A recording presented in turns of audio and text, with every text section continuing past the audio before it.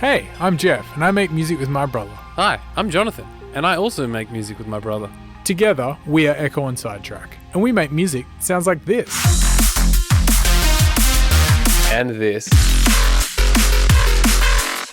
And even this.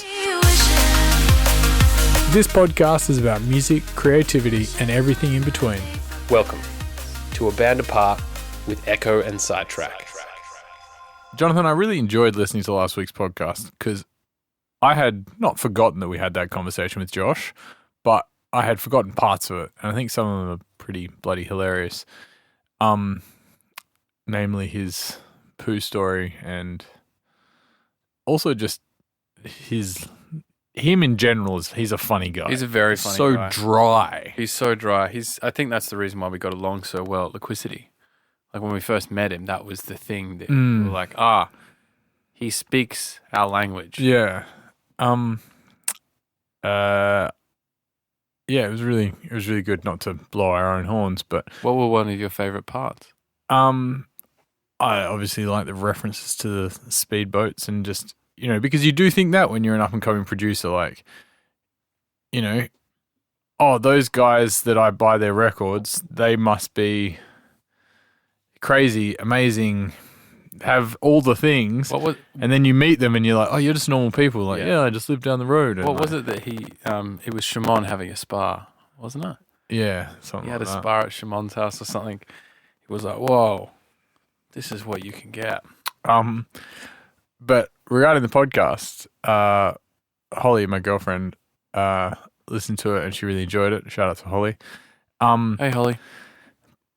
And she says it's really interesting to see behind the curtain of like your music, like drum and bass. She doesn't know that much about it. Hybrid Minds means nothing to her. It's like just a random artist. And she said he's really funny, and she was like, oh, so he started off as a jump up DJ. And I'm like, yeah, it's like a different kind of music. And she's like, oh, what do you mean? I thought like a jump up DJ was someone who like jumps up when they don't have a DJ. So it's like you're a fill-in DJ. And I'm like, that's a fucking great like meaning of a jump up DJ. Like, oh, I DJ jump up. Like, oh man, you I hope you get a slot this weekend. Like, you're just in the crowd with your USBs, like, woo, Ready to be mobilized at any point. yeah. That funny. makes sense that that's where you'd start. Yeah. As like a jump up DJ. Yeah. So I'm happy to proliferate that meaning. I think that's a great idea to proliferate. People, take their USBs to clubs. Yeah, recently after grand final day, we just said we just vacated the decks and pointed to someone and we're like, you can play if you want, and we joking, but then he pulled out his USB and I think he started playing like 2 tunes and then they turned it off. Yeah, I mean, people are always ready. They are, as you should be, as a jump up DJ. I thought it was quite funny. I really noticed how much our speaking has gotten better. I think the last version of the podcast was a little bit ad hoc and a bit directionless to some degree. We'd get in a room and just kind of start talking, and often those podcasts took a little while to get going. Yeah, and we didn't know whether we're like interviewing them or what kind of thing you're doing. What are you trying? Like, what are you trying to achieve? Are you trying to extract from the conversation?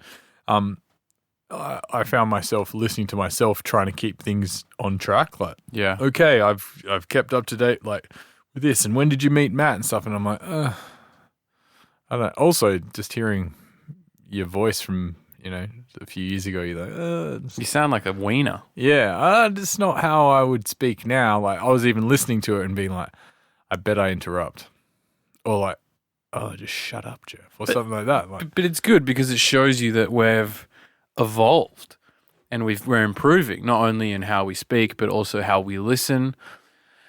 And the podcast itself has evolved. It's good. I think it's nice to kind of reflect back on some of those conversations. And we're going to do more of them. We're going to do more from the vaults because we did record, 30 conversations.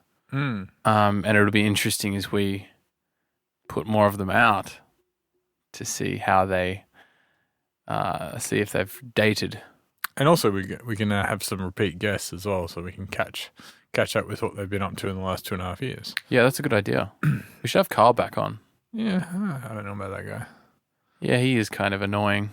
He is. So on Slack, Jeff and I communicate on a app called Slack. That's this week's sponsor. If you want to check out Slack, slackapp.com.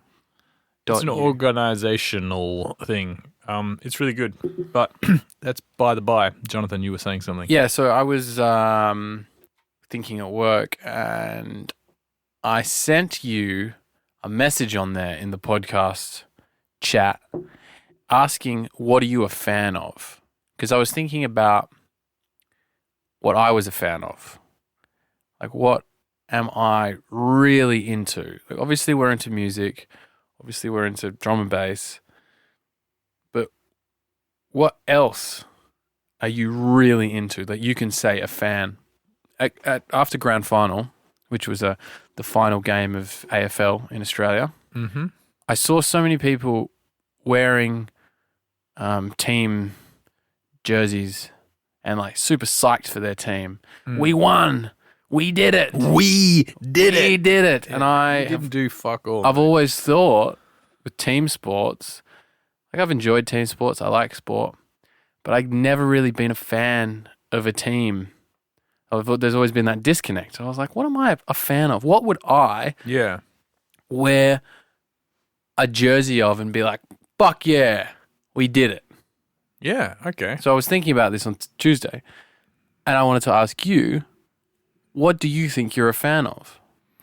Why don't you give me a few moments to think about it and tell me one of the things you're a fan of? Well, I would say I'm a fan of movies. I really enjoy films. Yeah. I really enjoy watching them. And I enjoy like trivia. And you enjoy breaking them down a bit and appreciating them for greater than just surface level thing.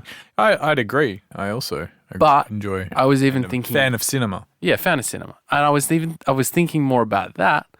And then I thought, but I'm not that much of a fan of cinema.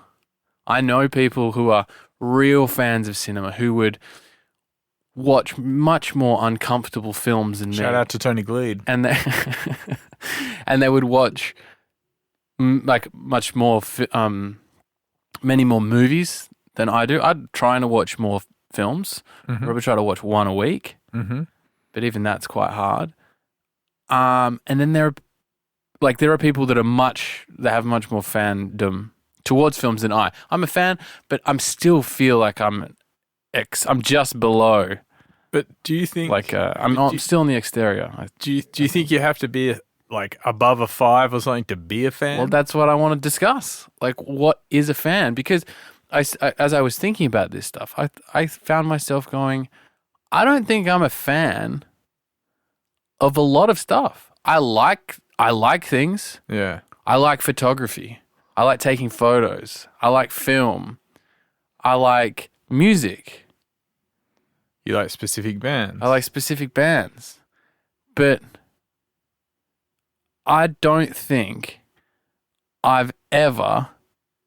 something's come up. I don't think anything's come up and I've gone, I have to go to that show or else I will explode.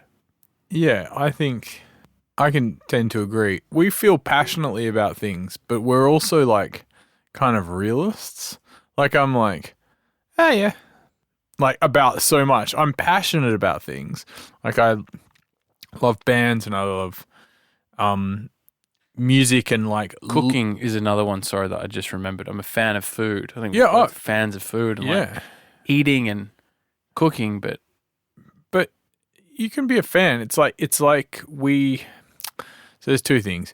I think there's one, we've got it twisted that we have to be like wearing the fucking t-shirt, the bacon t-shirt to be a fan of bacon.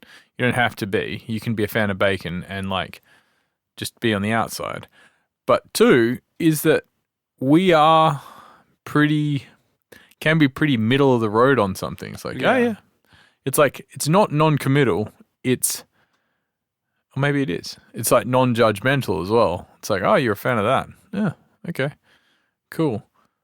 But like, and we like, someone goes, do you like that new band? And you're like, yeah, I think they're okay. It's like, is that a lack of strength of conviction on us? Yeah.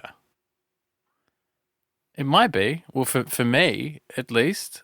Like, I think I've got conviction, but I don't know. I admire people, even if I'm not a fan, even if I don't like what they're into, I admire people's passion when it seems more overtly executed than my own passion. Maybe a bit more singular as well. Like, I'm really into fucking Spider-Man and I love everything. And you're like, whoa, that person's really into that. Whereas you're into cooking, you're into movies, you're into this. Like, you're like, these are like hobbies. And Yeah. you're not into any of them. You're into 5 hobbies out of 20 rather than one hobby out of 100. Yeah. And they can all I can ebb and flow in and out of them, and they bring me satisfaction. Mm. Do you want to be more of a fan of something?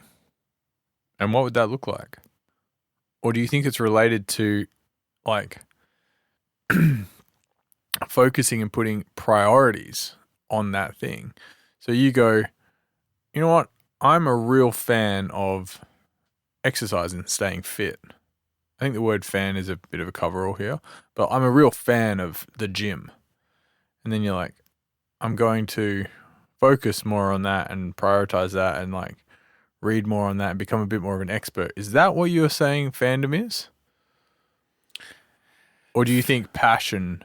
Fandom is probably diving a little bit deeper than, you say, I'm a fan of Martin Scorsese films. Mm.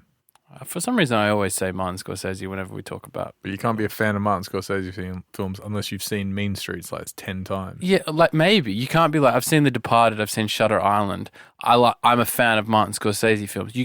I think the next step is to go, I watched, Mean Streets, A Color of Money. Silence, Age of Innocence, Last Temptation of Christ. Like, you've gone and watched Beyond 25 of his films, and then you can say, I'm a fan of Martin Scorsese. One of the things I like about his films is... And you also love the the editor that he uses, and you recognize her style, and you're a fan of that. And I think I'd like to just do a bit more of a deep dive on a couple of those things and a couple of my my interests, so I can maybe discuss them with more knowledge with someone who's more of a fan than me. So, for instance, I want to do more film photography. And I recently shot on a interesting film that I really like that I want to buy more of and start experimenting with. So that's something I'd like to do. That's like a little personal goal. So in 6 months, I can talk with more knowledge and certainty about what it's like to shoot on this film, why I like it, maybe experiment with some other types of film within this range. And do it with knowledge rather than just reckless abandon. Yeah, to some extent, it's less experimentation. And I think maybe sometimes I resist learning more because I get pleasure out of the experimental nature of winging something or creating something. But that's the whole concept of learning the rules so you can break them. Yeah. So it's like you become a bit of an expert, and then you're like, oh, I can identify when to modulate the rules according to what I want to do. Yeah. You can still play, but you know a bit more about the area you're playing in rather than just shooting blindly. Yeah. And I also think that knowledge in some way, in my mind, equates to work and isn't as equatable to fun. I think that's something that's wrong with my brain. It's not wrong, but it's totally something like, man, that's why, music producers, artists, anyone, like, your first year or two, you're like, oh man, this is so exciting. I'm creating really cool stuff. And then you're like, I want to learn more. And then you realize just how big the field you're in is. Yeah. And you're like, whoa, I know nothing at all. I think we talked about that curve a few episodes ago. Yeah. But it's that saying that the more you feed the fire of knowledge, the your ignorance is illuminated. Yeah. It's a great saying. I think I butchered it, but yeah, you get the drift. So, what do you think you're a fan of? Well, just before I answer, it sounds like you want to just become a bit more of an expert on things, because it's not like you just want to fangirl out on photography. You want to be like, oh, I'd like to have a little bit more of knowledge and become a little bit more of an expert, because you value knowing things about things. And what a great sentence. You value knowledge and you equate that to skill and stuff, and you think, and you'd like to be able to talk expertly about something and participate in a more than amateur way with things. Yes, but I also feel like there's part of me that has lost interest. I want those things, right? Mm-hmm. I want to be more of an expert on things so I can enjoy them more. Mm-hmm. But there definitely feels like there's a certain amount of curiosity that I feel currently has died in my soul. Whoa. Serious. For unknown reasons. Like, I feel like a bit of magic has kind of has become lost to me. Yeah, okay. And I think that naturally, like, I kind of have to work to be interested in something to some extent. Yeah, that makes sense. Like I'm a bit apathetic. Yeah. I'm feeling quite apathetic towards a lot of stuff at the moment. And I think that's got to do with the last year, my mental state, all sorts of reasons. But it's something that I've become more acutely aware of as I've written down some goals, some personal goals, some things that I'd like to achieve, some things that I just want to do. You know, you've kind of done like a life to-do list. And I look at some of those things and I'm like, I'm a bit middle of the road towards it, you know? I'm not like super excited to tackle that project. Well, guess what? Finish that project. You should delete those things and focus on the main ones, because I can't remember who it is, but they say like write down 10 things you want to do in your life and then cross off the bottom 7 and achieve those, and then you can look at the others. We underestimate what we can achieve. We underestimate, what's the saying? We underestimate what we can achieve. We overestimate what we can achieve in a month, but underestimate what we can achieve in a year. That's us saying, and that's the saying I sounded like I was starting to say, but the other one I was talking about is you can do everything, but you can't do everything at once. Yeah, I think that's it. Like, you're like, I want to be an actor. I want to be a music producer. I'd love to learn the piano to a grade 9 level. Yeah. I want to be an Olympic swimmer. Yeah. It's like, you can probably have proficiency in all of those things, but if you've got to like break it down, because otherwise you'll just be a swimming pianist. Yeah. And I think that, I don't know if this is an issue that people who have varied interests often come across. I think so. And I don't know whether the apathy is also connected to that. I think the apathy might come from being like, oh, fuck, it's too many things. It's overwhelm. Yeah. If you were just into one thing, you can really like knuckle down and focus on that thing. And you also, the apathy also comes from expectations. Like, you want to be good at things. And that can make us like, oh, I don't really want to try because I don't want to be bad at the start. Yeah. It's like, oh, I want to start playing baseball. And it's not enough for you just to go like, I just want to throw the ball around and hit the ball and play one game a week. You're like, I probably want to play state baseball, which means you got to focus on it. You got to do it. And then you're like, that seems really hard. And that's when like fun and being good at something mix. Like I'm very happy with my proficiency as a photographer. Yeah. I like going out there taking photos that I think look cool. Specifically for my tastes, I'd like to know a bit more about shooting on film. Mm-hmm. I don't need to be as proficient as someone like Sam, the worship photographer, or something like that. But I'd like to be able to just know a bit more about the field, and I guess have more. Yeah, I guess. And that Overall, it's a loss. I feel a little bit of a loss of passion and mojo, and sometimes it's not. Sometimes I feel great. I feel creative. I feel like a spark. I feel excited. But I find sometimes I really feel like nothing, it doesn't really matter. Like quite apathetic. and nihilistic almost. Yeah, not so much. No, I wouldn't say too much. What do you do for fun? Because I think that's a problem that I have. I'm like, recently, I've really tried to get back into my reading. I'm like, I like reading. I get pleasure. It's really easy to do. Yeah. And like, just rather than just reading before bed, be like, I'm going to block out a little bit of time to read. Yeah.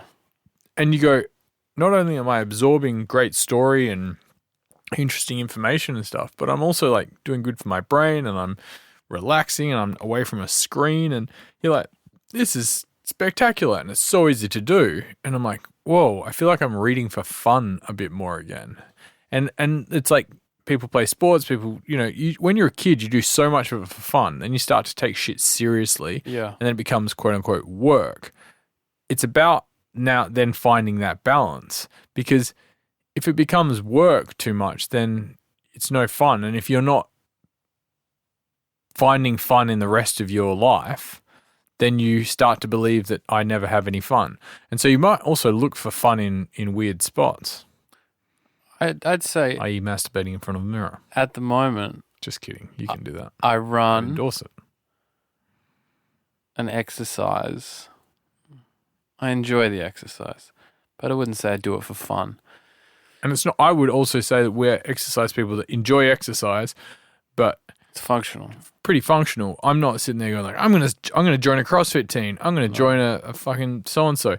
Like I think I could inject more fun into my day. And isn't it? And I'm also not looking. The other thing is, I'm not looking for another fucking hobby. No. I've got enough interests. I just need to get rid of some and be like, that's what I do.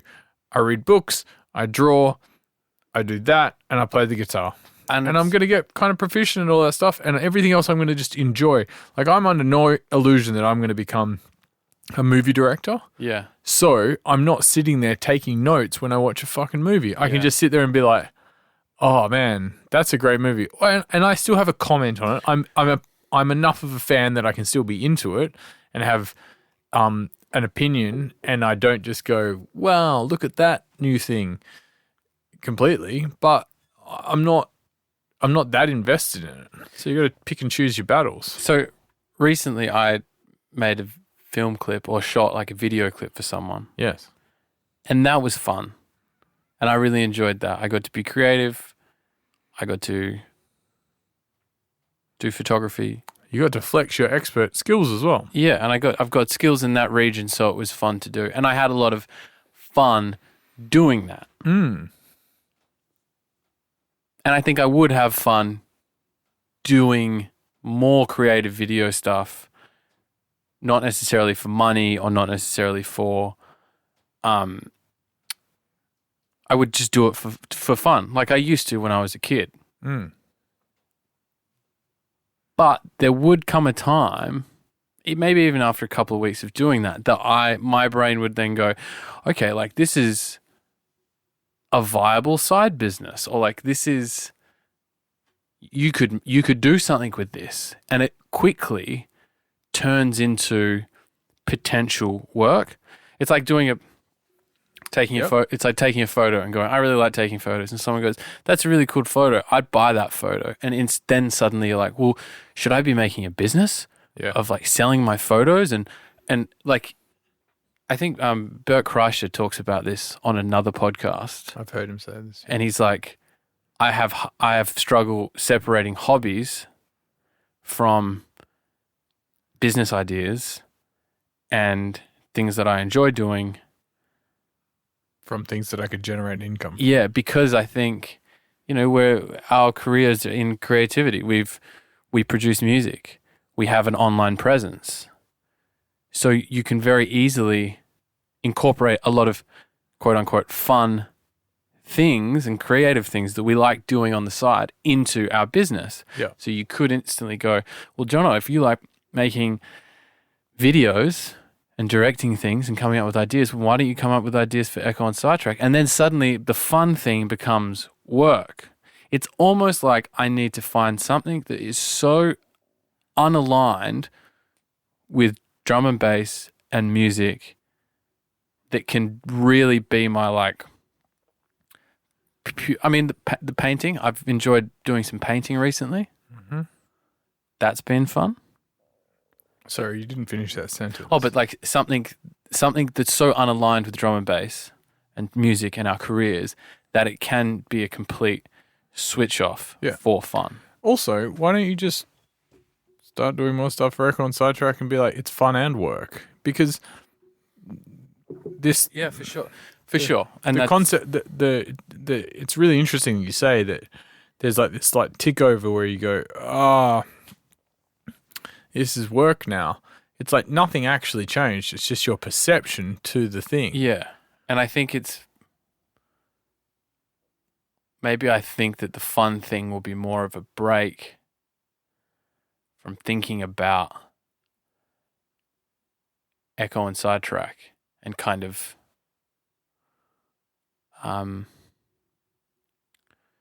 feeling like I'm always on thinking about that. Is that and that's not something you enjoy? No, it's something I enjoy, but ultimately it's work.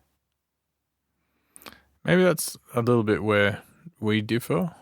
And I think a small amount, because I think you can enjoy work and what we do is fun, but ultimately it's work. We're doing work. We're moving towards. We're striving for something. I just don't think in my life at the moment there's enough of a purely fun thing where I can switch off. And that might make you work better if you found that, because at the moment so. It sounds like you're working because and then feel switching off and going, oh, it's not really fun. Well, because I'm feeling like I'm working even when I'm trying to do the fun thing. Mm. I don't think there's enough of a separation. What if I said to you,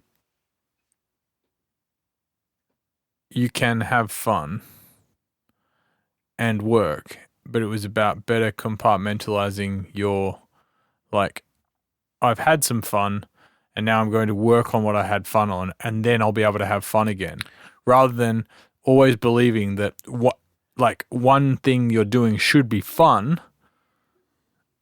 And then when it's not fun anymore, you're like, oh, kind of put it to the side. I understand it's like what you mean. That concept of, like some comedians have talked about whether they write high and then edit sober, or write sober and then edit high, as in high on drugs, weed or whatever. And like, that's kind of been like, I'm going to do the serious work and then I'm going to like relax and see what happens, or vice versa. Going to do the work, relax, and then like focus. And I think that's important, because believing that it's just one or the other is going to get you into trouble. I completely agree. And I don't think that I believe it's one or the other. I don't think you do either. So I'm not saying that. But it's just how you're making it sound. So maybe I'm not explaining myself clear enough.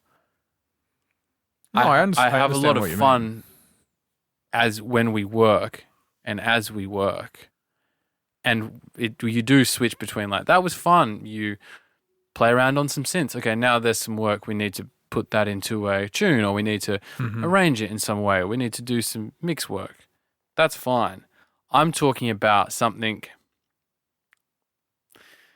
How can I kind of explain it?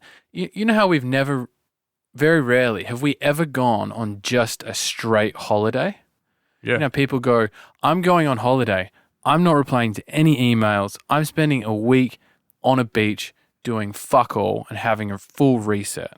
Yeah, we go places and we play shows. We go places and kind of... And there's fun in between, but it's like it's work. fun most of the time. It's fun but most we're of the time. always kind of working. Yeah, yeah. I mean, compacting that into a week of my life and go... I'm starting to do it with trying to have Sundays off where I just do...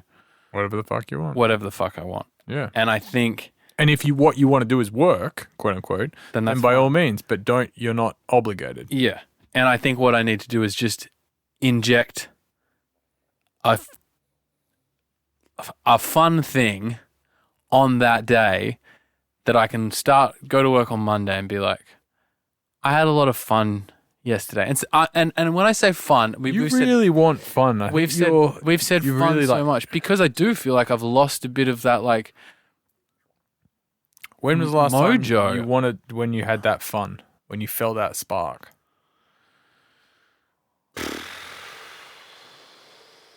Because I also think fun is kind of novelty as well. Like you want it to be like interesting and you want to be outside of yourself. I feel like yeah. over the past year, it's been quite serious. I feel like I've gotten a bit more somber, a bit more. You got locked up for a long time, like man. You lived by yourself. You got in your own head. Yeah, absolutely. So what kind Jinx. of what I feel like doing is, going to a fucking jungle gym on a Sunday morning for an hour and bouncing on a trampoline. Something that like reignites this. Yeah. This. That's something. It's kind of what an artist date is, as outlined by Julia Cameron in The Artist's Way. Absolutely. It's like do something that you wouldn't normally do and do it for no other reason other than you're just doing it. So the last artist dates, even all the artist dates that I've been on have been, go take photos. Maybe I'll get something from this. And maybe I can get... Or I'll go read my book somewhere, which is nice, but it's like relaxing. I think I want like, let's go fucking water skiing. Or like something that's like surfing the other day with Carl. That was that was fun. I was like, I'm in the water. I haven't been in the water for ages. Oh, sorry, I should say bodyboarding. I haven't bodyboarded in fucking 12 years, 15 years. And I just went down with Carl the other week. And it was fun. For an hour and a half, I was just... All you're thinking about is catching waves and sitting there in the water. And that's flow. That's the magic, I think, of surfing. Yeah. You can't do anything else out there. You just talk to people. You just chat. You're just like, you're in it. And you're all waiting for this thing that no one's controlling. It's not like someone has like a control when the next set comes through. You're all like jostling for position. You're like, it's fun. And it's a flow state thing. Yeah. So I think surfing... Bodyboarding could be one. Yeah. I think this summer I want to borrow a board off Carl and go for a wave. Maybe I'd like to try surf. Same. I think when I was younger I didn't have the upper body strength and or coordination. But do you know what I think? I gave it fuck all of a shot as well. I had a surfboard. I had probably 3 days where I gave it a shot, and then one day it wasn't very good and I was like, oh, I'm just going to I don't really like, and then just dropped it, and then just started bodyboarding. And I'd like to do that. Okay, this is a fun goal that I would like to do. Fun goals. I would like to, when travel comes back. Yep. I would like to go on a holiday to Bali. Yes. With Carl. Yes. And potentially Blake. Yes. And go on like a surf trip, and for a week just go surf. A great break in Bali. G-Land. Yes, something like that. Like, oh my God, he's been turned on the car. Something that's just completely out of my current to come back to it. You need to be enough of an expert to surf. I can just bodyboard it. But enough of an expert to bodyboard. So it's going to take some proficiency. Which means, but I can learn it and have fun while I learn it and become more proficient. Yeah. So then I can go do something. But you can do that with anything. I can, but again, it's got to be super separate. Like you said, surfing is like this. There's no phone. There's no distractions. It's just you, other people in the water, and a wave. Yeah, I think some of the things that, I used to find fun about maybe graphic design stuff, as I do more graphic design for Ekko and Sidetrack, I'm like, oh, or do less graphic design for Ekko and Sidetrack because I haven't done much. I'm like, that is work. I totally understand where you're going. It's like the things I want to do for the podcast, these little animated things. I'm like, I'm going to do them, but I need to spend some time and sitting down and do them. And guess what? When I come into the studio, I want to work on music. Yeah, exactly. And so we're like a little bit damned if you do, damned if you don't. So you need to find a moment where you're doing something. You need to make time for more creative expression in your life that feels unrelated. Yeah. And sometimes with no goal. But then again, the other magic of surfing is like the flow state you get into, because it's just difficult enough to like. Just dangerous, isn't it? Yeah, just kind of risky risk. enough to be like, to knock you into that flow state. Yeah. There's a great book called Catching Fire by Stephen Kotler and another dude that they talk about flow state. But he's done a bunch of podcasts as well, so if you want to look him up. Good. But yeah, that's what you're looking for, that flow state. Maybe you, with some of the other things you're doing, i.e. work things, you're not getting that flow state enough because you're feeling a bit ho-hum about it. Potentially.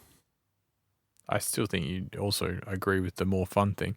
I also look forward to taking a holiday and just doing relaxing things and doing interesting things, and like, we're going to go there, like, cool.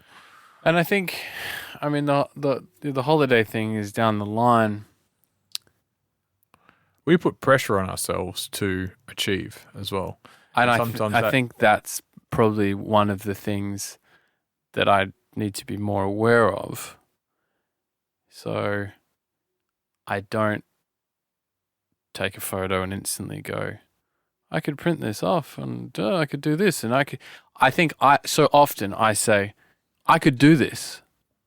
You totally could. And have a whole line of things. But instead of saying, I could do this, go, I could do that, but I'm not going to. But I'm not, exactly. But I'm not going to. I like taking photos and I'm going to print them and stick them on my wall, and someone goes, that's a cool photo. You go, thanks, man. I like t-shirts. I've tried so many times to print shirts and everything like that. I'm like, I just don't, it's not where I'm going to focus my passion. Yeah. And I think you have to, to use a photography metaphor, bring your focus in a bit more on what you want to be passionate about, and then what you want to be passionate about, but you don't really care about the outcome so much. Yeah. I think that's the good thing about the painting I've been doing recently. I've painted over paintings and just kind of doing something for fun, do it for an hour, listen to some music, and just like trying not to judge it, and then just do it again. Yeah, I'm really looking forward to setting up my little sanctuary at my new place and having a creative zone that I can go into. The desk arrived at IKEA the other day, so we picked it up, and now we just got to formulate the room into a space that'll have a good creative energy and stuff around it, because I've missed having that space.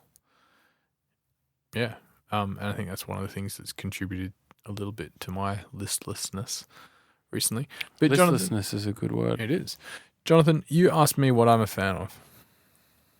And we'll find out next week on next week's podcast. We will, actually, because I'm a fan of having conversations like this with you, where we seem to start in one place and then end up in another and learn something about ourselves along the way. We're going to get on with some music, because as well as doing podcasts, that's also what we do, and we've got some deadlines to hit. Dear listener, if you like this podcast, share it with your friends and tell us you like it by like reviewing it and, doing whatever you do with podcasts, and help spread the word about A Band Apart with Ekko and Sidetrack. And if you want to get in touch, you know where we are. all our socials, Ekko and Sidetrack. Give us a message. Tell us that you're listening. Fuck, if you want to hear us talk about anything, let us know. Yeah. It's always great to get positive feedback on the podcast.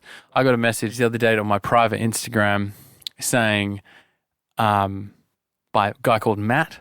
Shout out to Matt. Big up, Matt. He said, I literally get into work on Friday mornings and listen to the podcast as I have my coffee. Topics are always intriguing, and I find listening to both your life experiences oddly calming, even the 69ing. And then he said, I've been listening to since the first episode, and it's really good that you're in a better place. It's like, that's a lovely message to receive. It is. Thanks. And it's good to know that people are listening and they like it. So if you like it, feel free to message us. Yeah, maybe we'll read a message each week. That could be a new segment. Could be. I've also got diary entries we created. We still need... Okay, so next week, we've created segments and just not followed up on. So next week... Because they're not fun, Jonathan. We're not interested in doing them. Just kidding. Next week, we're going to start with what is Jeff a fan of? And Jeff is going to then read a diary entry from when he wasn't doing okay and then one from when he was doing okay. And we're going to unpack that. Sound good? Sounds great. Hopefully we'll remember this by the time the next week's podcast comes I'm sure along. someone will remind us. That's true. I love you, buddy. I love you too. Thanks for listening, guys. I'll see you next week. You will. Thanks for listening to this week's podcast. Make sure you subscribe to us on your podcast app and keep up to date with all new episodes. They're going to be coming out once a week. We are Ekko and Sidetrack on Facebook and Instagram. On Twitter, we are Ekko Sidetrack. Go listen to our music on Spotify, Apple Music, Tidal, YouTube, or wherever your ears consume happiness. Lots of love, people.